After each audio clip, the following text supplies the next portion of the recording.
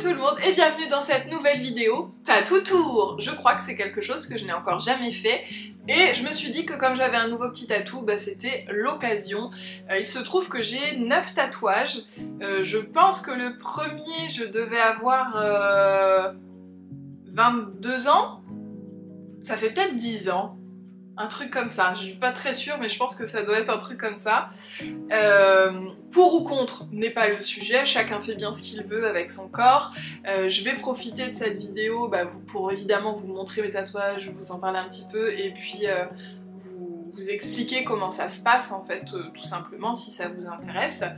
Et puis n'hésitez pas, si vous avez des questions dans les commentaires j'y répondrai. Je vais essayer de commencer du plus ancien au plus récent. Voici le plus ancien, celui qui a été mon premier, qui est un œil Ouija, qui n'est pas parfait, il a été réalisé par une apprentie. Mais écoutez, je l'aime quand même, hein. Vous allez voir, mes tatous sont pas forcément parfaits, mais j'en regrette absolument aucun. Bon, celui-là veut pas monter plus haut. Mais voilà, il a été un petit peu stylisé et il me plaisait beaucoup, il me plaît toujours beaucoup. Je suis sûre que je vais pas me souvenir à chaque fois de l'artiste et peut-être même du lieu, donc je sais pas, on verra. Là, clairement, je me souviens pas du tout de l'artiste, comme je vous ai dit, c'était une petite apprentie. C'était à Lille, mais je me souviens plus non plus du salon de tatouage. C'était un peu dans une période de ma vie où je reprenais justement possession de ma vie après une séparation et c'était pour marquer un peu le coup voilà, je fais ce que je veux avec mon corps et je m'appartiens et je fais ce que je veux avec ma vie.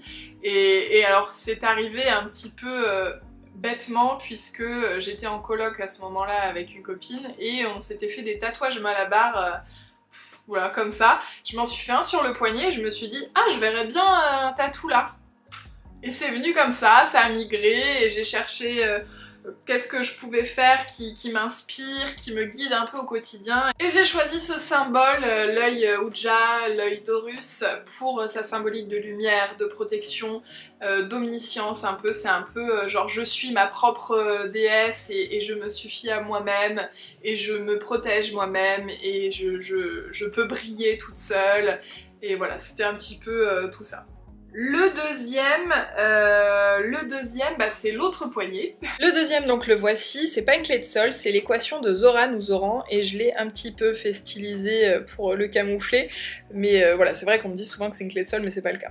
L'équation de Zoran, moi je le dis comme ça, est présente dans le livre La Nuit des Temps de Barjavel, et veut dire ce qui n'existe pas existe. Barjavel, c'est mon auteur préféré, et pour moi, c'est drôle parce que je l'ai fait un moment de ma vie où j'étais pas aussi ouverte spirituellement, même ouverte d'esprit tout court, et c'était un peu comme les prémices de ce que j'allais devenir aujourd'hui, c'est-à-dire quelqu'un de simplement, je pense, plus tolérant aussi et plus ouvert à l'impossible, au pourquoi pas, tout simplement. Et donc pour moi, à l'époque, c'était le symbole d'espoir, en fait, de croire, que tout peut se réaliser. Et aujourd'hui, plus que ça, c'est aussi le symbole d'une ouverture d'esprit en général. Alors ensuite, je me souviens plus lequel j'ai fait en premier. Est-ce que c'était la cheville ou est-ce que c'était la cuisse ? Je sais plus, je vais vous montrer la cuisse qui est l'une de mes plus grosses pièces, mais j'en ai une autre dans le dos qui est grande. Je vais être obligée de monter sur le lit pour vous montrer. J'aurais pas cru faire ça, tiens. Voilà. Donc on est sur un tatou Disney, je vous laisse dans les commentaires me mettre vos idées sur tel ou tel Disney pour tel ou tel élément. C'est un tatou qui a été réalisé chez Octopus Tatouage, j'ai perdu son nom mais voilà, c'est un couple, je pense qu'il existe encore, qui fait des choses très colorées. Alors évidemment il est un petit peu passé avec le temps, mais quand même je trouve que ça reste raisonnable. Donc on a une hirondelle ici, un cheval de carrousel, une petite tasse, un cerf-volant, un petit nœud, des petites perles. J'ai fait mettre des petits tatous sur le cheval, comme ça c'est un petit clin d'œil old school. Et puis un petit mot ici, je sais pas si vous voyez. Ce tatouage a demandé plusieurs séances, je crois que c'était 4 séances de 5 heures, c'était très long. Et je vais pas vous mentir, c'était douloureux. Je vais revenir sur les petites questions après, est-ce que ça fait mal, comment ça se passe, etc. Celui-ci, je m'en souviens, particulièrement sur l'intérieur et le haut de la cuisse, là c'était... ouais, je l'ai bien senti.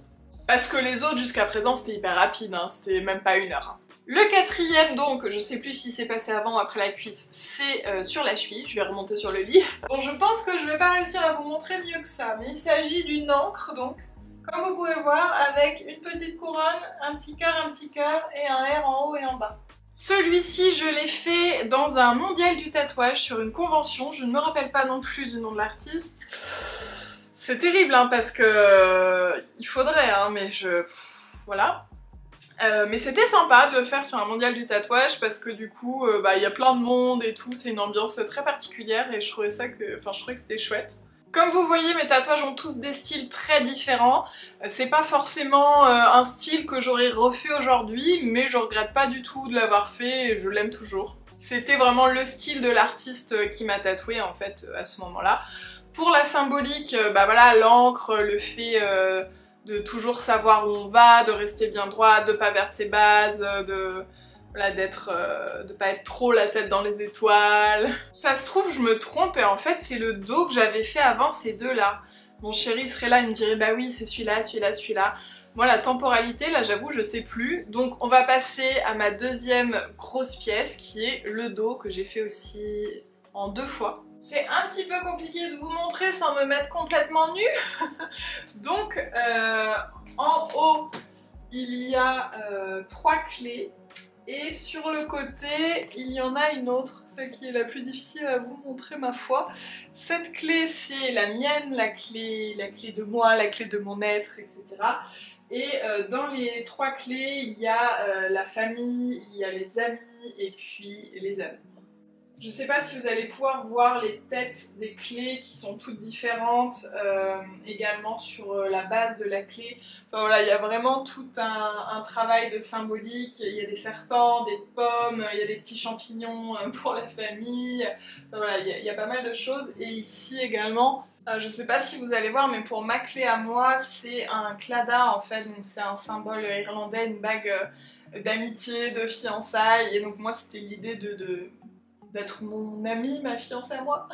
Le 6e, je crois que c'est celui-ci. Ça, c'est un petit tatouage. Alors, c'est drôle. En fait, c'est un flash à la base, c'est-à-dire un tatouage déjà dessiné par l'artiste qui m'a été fait à la soirée Swarovski. C'était un événement. Et en fait, je voulais un petit tatouage floral ici. Et je suis hyper contente. En fait, elle m'avait fait cette partie-là, et ensuite quand on a été faire les retouches, j'y reviendrai sur le sujet, je lui ai demandé de me rallonger un petit peu pour qu'il suive un petit peu plus voilà, mon os, même si on ne le voyait pas à l'époque, mais je trouve que c'est joli aussi là comment il tombe maintenant, sur mon corps de maintenant. Et voilà, j'étais hyper contente, c'était vraiment un petit...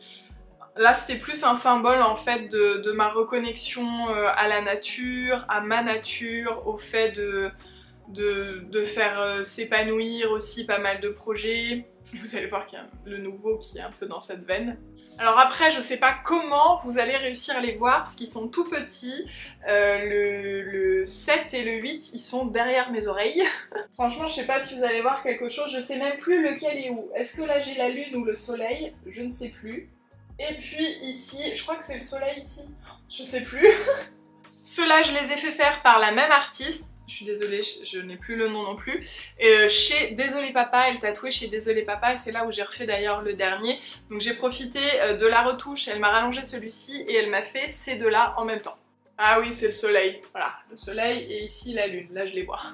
Ça je pense que c'est un peu plus transparent sur la symbolique, mais c'est l'idée d'embrasser son ombre et sa lumière, ses polarités, ses différences et aussi toutes celles qu'on a été, celles qu'on sera. C'est un peu encore d'amour de soi. Et donc le petit dernier que j'ai fait jeudi de cette semaine chez Désolé Papa par Giorgia Medici, c'est celui-ci. Alors vous allez le voir à l'envers, je crois que oui. Ah oui, bah je vous mettrai une photo. C'est Fleurir, c'est la première fois que je me fais tatouer vraiment juste un mot parce que bon sur la cuisse il y a un mot mais c'est pas pareil. Et donc bah Fleurir, je pense que vous aurez compris pourquoi. Certes, mon livre s'appelle Fleurir avec ses idées, manuels pratiques pour concrétiser ses projets, donc c'est aussi un petit clin d'œil à ça, mais c'est surtout l'épanouissement, la transformation de ces derniers temps, le fait de continuer tout le temps à chercher, à s'épanouir et à fleurir, et aussi à aider à faire fleurir les autres personnes. Voilà, c'est vraiment un symbole de transformation constante, d'évolution. Et du coup maintenant pour la deuxième partie sur comment ça se passe, sur les questions qu'on a pu me poser un petit peu dernièrement. Alors en premier lieu, pour vous faire tatouer, idéalement il faut savoir ce que vous voulez vous faire tatouer et où et de quelle taille. Voilà. Trouvez un artiste qui a un style qui vous plaît. Après ça peut être aussi lui laisser carte blanche, hein. Il y en a qui le font simplement pour avoir une pièce artistique. Vous n'avez pas besoin d'avoir forcément une signification particulière à un tatouage, ça peut être que esthétique.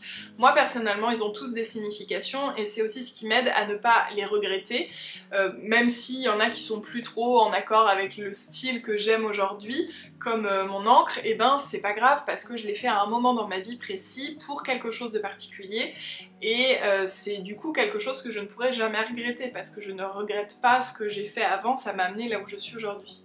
Donc voilà, une fois que vous avez votre projet, contactez un tatoueur ou un salon de tatouage et puis prenez rendez-vous déjà pour en discuter, savoir si votre projet convient à votre tatoueur, si c'est quelque chose de réalisable, si ça correspond avec son style, pour avoir un tarif également, ça c'est quelque chose qu'on me demande beaucoup. C'est assez cher un tatouage, un petit c'est 100-150 €, là pour celui-ci c'était 150, celui-ci donc bah c'est différent parce que c'était sur un événement, mais avec ceux-là je crois que c'était une centaine d'euros. Je me souviens plus les poignets, le reste je me souviens plus, la cuisse c'était un gros projet, je crois que c'était 1500 €. Le dos ça devait être dans le même tarif, enfin voilà c'est de l'argent mais c'est quelque chose qu'on garde toute sa vie sur soi, donc pour moi c'est un peu comme investir, je sais pas moi, dans des meubles en bois massif quoi. Et donc après tout ça, on a le rendez-vous, le tatoueur vous montre le dessin, il vous convient, sur le moment de se faire tatouer, on le pose, ça s'appelle un stencil, on voit le placement, nous on l'a posé 4 fois par exemple, le petit dernier, pour s'assurer que quand je bouge il tombe exactement comme je le voulais, parce que je le voulais sur le dessus et pas sur le devant par exemple comme ici, je le voulais vraiment sur le haut de l'épaule, et une fois que l'emplacement est bon, et bien c'est parti pour le tatouage. Alors est-ce que ça fait mal? Oui, mais ça va. Après ça dépend où et ça dépend combien de temps. Personnellement pour des tout petits comme ça, voilà, c'est même pas 1 heure, c'est genre 30 minutes, enfin ça fait, je trouve que ça fait pas très mal, on a tendance à dire que c'est comme une griffe de chat, voilà, c'est un peu ça.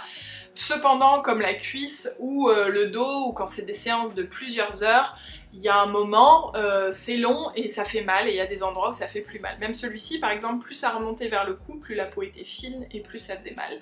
La cuisse c'était pareil, l'intérieur, le haut. Sur le dos là dans le bas ça faisait plus mal. Il y a des endroits où ça fait plus mal que d'autres.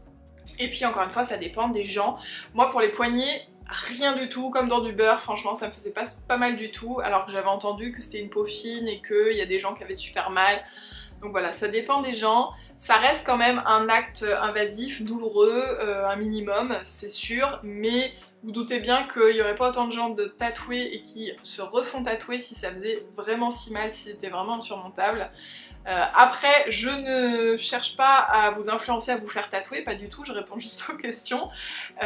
Pour moi, idéalement, enfin de toute façon je crois qu'on n'a pas le droit, mais attendez d'être majeur et attendez d'avoir un peu réfléchi à un tatouage. C'est vrai que quand on en a plusieurs, on peut se permettre un peu entre guillemets des coups de tête parce qu'on a un peu déconstruit l'image et le rapport qu'on a par rapport à soi, par rapport à ses tatouages. Mais pour les premiers, le premier, vraiment réfléchissez-y quand même un minimum et soyez sûr de le faire pour des raisons qui font que vous n'allez pas regretter plus tard, même si il ne vous plaît plus du tout. Et ce qui m'emmène à autre chose, il y a de fortes chances que votre tatouage ne soit pas comme ce que vous avez dans la tête, tout simplement puisque c'est un art vivant, c'est une personne qui tatoue, il y a des choses qui sont différentes, la peau réagit de façon différente. Quand vous bougez aussi, votre tatouage bouge. Une question qu'on me pose beaucoup avec la perte de poids, est-ce qu'ils ont bougé? Évidemment, ils ont changé, mais comme vous voyez, je trouve que ça reste raisonnable. Genre j'ai un cheval, je me suis pas retrouvée avec un poney, il est juste moins étiré. Donc voilà, c'est s'assurer de le faire pour des raisons qui font que vous n'allez pas regretter, peu importe quelles que soient vos raisons. Et donc pendant la séance, si c'est très long, il peut y avoir des pauses, on peut manger, voilà, c'est tout à fait ok. Moi, quand ça fait 5 heures, c'est pas 5 heures d'affilée, même la personne qui tatoue, c'est sportif quand même. Ça fait du bruit, ça fait comme la fraise du dentiste, un bzzz, comme ça très fort. Et puis, quoi d'autre, il y a des tatouages en couleur, des tatouages en noir et blanc, ça dépend vraiment de la préférence de vos tatoueurs. Donc n'hésitez pas à regarder un petit peu, à chercher sur internet. Ne demandez pas de la couleur à quelqu'un qui fait que du noir et blanc, il va forcément vous dire non. Et donc on en vient, je pense, aux soins après. Il y a une période de cicatrisation, on va dire de un bon mois. Au début, donc on laisse, enfin moi là c'est le premier jour où j'ai enlevé le plastique, en fait on laisse sous un pansement, on va dire, pendant 3 jours, et après on fait des soins, on lave avec un savon pH neutre, et puis de l'hydratation, de l'huile de coco, ça suffit. De temps en temps, l'idée en fait c'est que ça ne fasse pas de croûte, parce que s'il y a une croûte, ça peut enlever l'encre quelque part et faire un peu des trous. Donc il faut que ça reste un petit peu crémeux, mais pas trop humide, mais voilà, juste souple en fait. Et donc ça c'est pendant environ 2 semaines jusqu'à ce que le tatouage est mué, donc c'est-à-dire comme quand on se fait un bobo, que la croûte soit partie toute seule. On continue à en prendre soin évidemment toute la vie, on hydrate, on protège surtout du soleil avec un indice 50 parce que ça fait pâlir énormément les tatouages. Moi je le vois déjà avec celui-ci qui prend beaucoup plus le soleil par rapport aux autres que j'ai, je trouve qu'il a vraiment pâli même si j'en prends soin. Et je pense que celui-ci ça va faire pareil, parce que c'est clairement une zone qui prend le soleil, on a beau mettre du stick 50, donc voilà, le soleil ça joue beaucoup.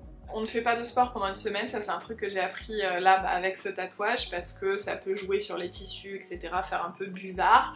Et pas de piscine pendant un mois, voilà, je pense que c'est à peu près tout sur la cicatrisation. À savoir que tous les tatoueurs font des retouches gratuites après cicatrisation, c'est au moins 2 mois après la fin du tatouage, et en général c'est pendant 1 an. Vous pouvez retourner si y a quelque chose qui a mal pris, ça peut arriver, ou si c'est dans la cicatrisation que ça a un peu bougé, vous avez une retouche gratuite. Je crois que j'ai répondu un petit peu à toutes les questions que j'avais reçues sur le sujet. Si vous en avez d'autres, n'hésitez pas à les laisser dans les commentaires. Et puis bah moi je vous fais des gros bisous et je vous dis à la prochaine!